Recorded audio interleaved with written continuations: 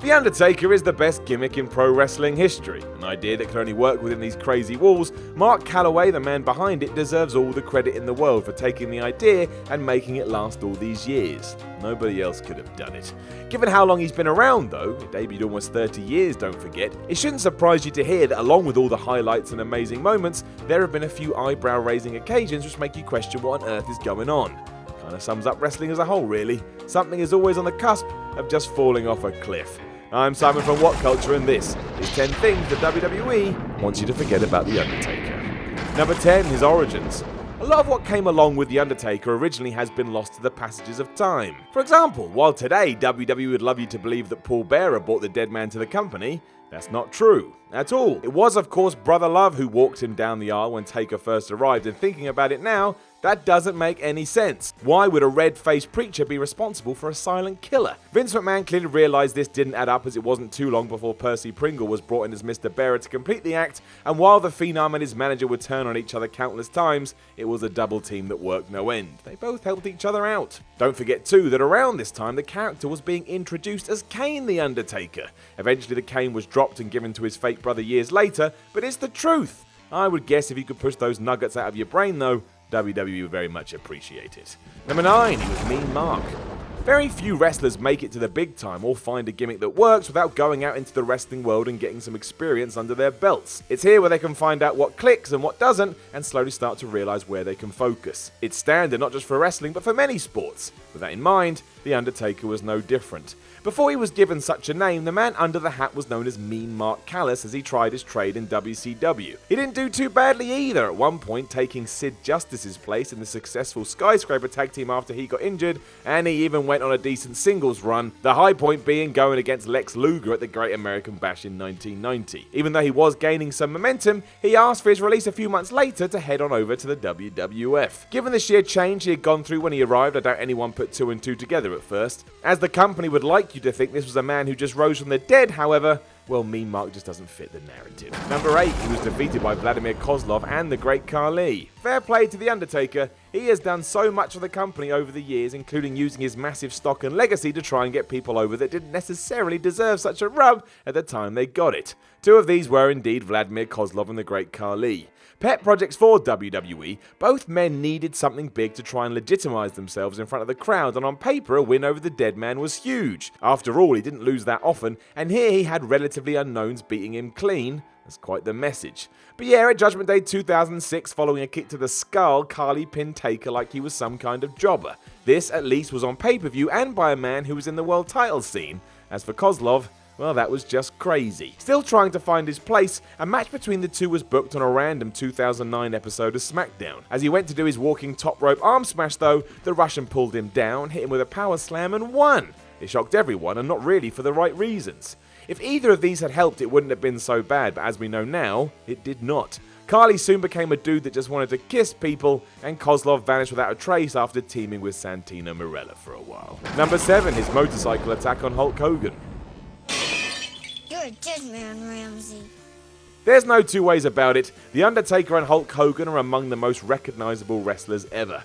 They're legends of their time and will go down in history, but unfortunately, they never really worked overly well together when they were both in the ring. They first clashed in 1991 when Hogan was the man and Taker was slowly finding his way. It wasn't bad but was rushed, and after it was done the status quo hadn't changed that much. Butting heads again in 2004 when they went at it at Judgment Day, it was the build-up that had most people talking, and not necessarily for the right reasons. For starters, one night Hogan stole Taker's motorbike and rode it to the ring, the plan being eventually the American Badass would arrive and be chased to the back. Unfortunately, the Hulkster couldn't get the damn thing started, meaning Taker had to stand there like an idiot waiting and hoping for Hogan to get it working so he could run off. It was awkward. The revenge for this too didn't really go to plan. Deciding to punish Hulk, Taker tied him to the back of his motorcycle and dragged him around the backstage area. Because this was obviously crazy dangerous, they went about 10 miles an hour until Hogan rolled into some cardboard boxes. It was clear what WWE was trying to achieve, but it just didn't really hit as hard as they would have hoped. Number 6, he did a work-shoot promo. I remember seeing this back in the day as a young boy and just being confused. Why oh why was the man who pretended to be a spirit for most of my wrestling life all of a sudden talking like he was a normal human? Not on my watch, WWE. Not on my watch. But on an episode of Raw in 1998, so pre-American Badass, Taker turned up in street clothes and started talking like the last 8 years never happened. He mentioned Vince McMahon not wanting to give him title opportunities, old stars heading to WCW, and that Shawn Michaels never lost his smile. What happened to burying people and drinking their souls for dinner? Just because it wasn't strange enough, McMahon then arrived on the scene and casually called Taker's wife a whore, because of course. All this does seem to have Vince Russo's fingerprints all over it, a man who loved an old shoot promo, but it didn't work with the character, hence why it's rarely happened since. You can bet your ass that WWE won't be mentioning this all much, because why would they? Number 5, he once died and passed on. Okay, I get it, really I do. But I did enjoy all this awful nonsense from 1994 when a bunch of wrestlers beat up The Undertaker, threw him in a coffin, before he somehow appeared on the Titantron and ascended to the afterlife. Or something. It was ludicrous, of course, but I like that in my wrestling from time to time. It's so silly it goes full circle. But again, yeah, I get it. Following on from a relatively slow casket match against Yokozuna, all of that did indeed happen to The Undertaker after every heel on the roster stuck their oar in. It was weird then and bizarre nowadays, and it's not really referenced that much on TV anymore. But hey, it was of its time, and as a stupid child I actually thought Taker was dead, whereas every adult in the mid-90s just wanted to know why there would be a camera stuck in a coffin. It's a fair point. Number 4 is marriage to Sarah. I don't really feel comfortable talking about wrestlers' personal lives. I get they're in the public eye, so all of a sudden are far more interesting than your average bear, but still, that's how my brain feels. I do think it stands to reason, though, that WWE would rather you didn't remember everything that happened with his former wife Sarah all those years ago. Married in 2000 during his biker gimmick, for some reason the company thought it would be a great idea to work her into a storyline, and no, I don't know why either. It culminated in a feud with DDP, who had come from the now deceased WCW to apparently stalk Sarah, in one of those moments where you just want to stop wrestling, and she eventually beat Paige in a match which was also mad before slowly vanishing from TV. As you'll also recall, Taker got a massive Sarah tattoo on his neck during this period. That's nice in one sense, but also horrendous when he had to get it covered up after they divorced. Can you imagine how much that hurt? Sheesh. Number 3, he was attacked by terrorists. When Muhammad Hassan jumped from Raw to SmackDown in the summer of 2005, he found himself feuding with The Undertaker. In hindsight, I imagine both would have preferred this was never a thing. Why? Because during a match between Daivari and Taker, Hassan assumed a position that looked like he was praying before 5 men in camo pants and black ski masks appeared. They then choked the veteran with a piano wire. While Michael Cole and Taz never specifically called the men terrorists, you could clearly see what WWE was going for, especially as Daivari was carried above the heads of the men as if he was a martyr, which the announcers did make note of. The angle was incredibly tasteless in its own right, but to make things worse, the episode aired on the day of the London bombings. Due to the pressure that came down from UPN, affiliates, the media, and literally everyone on the planet, the Hassan character had to be dropped, and the entire thing was never mentioned again after the feud ended.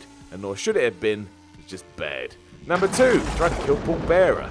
This still makes no sense today, and it's 14 years later. But during the Great American Bash in 2004, The Undertaker had to do, and I quote, the right thing, which apparently was killing Paul Bearer. You tell me, because I don't know.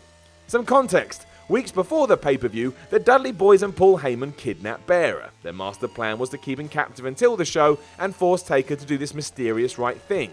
Or anything, we were told it was all due to this master plan, which no one would talk about. That makes perfect sense. However, what was clear is that they planned to kill Bearer if Taker didn't cooperate. You'd think this would mean they just bought a gun, but that was clearly too easy. Instead, Heyman got some cement, built a concrete crypt, and then trapped Bearer in there. How did this actually happen? Luckily, Taker won, but then decided Paul should be killed anyway, and he pulled the lever. He did this as a babyface, and somehow Bearer died, and no charges were ever brought against the dead man. So bizarre. Number 1, killed his parents. Okay, let's just remind ourselves. Yes, somebody murdered The Undertaker's parents in a fire at the funeral home, and originally we were told it was Kane. The backstory gave some extreme heat to the sibling rivalry, and made Taker a bit of a sympathetic character. Then this was all reversed just for the hell of it. In the most flippant murder confession in television history, The Undertaker admitted in 1998 that it was he who started the fire that killed his own parents. He said this as if it was as common as ordering some bread, and once again no charges were brought to the table. Taker is just allowed to kill whoever he wants. Isn't it amazing that we all forgave him for this too? I mean, it's not real, of course, but still, a man not only committed murder, but did so with his own parents, and then there we were all cheering him when he returned against John Cena at WrestleMania 34.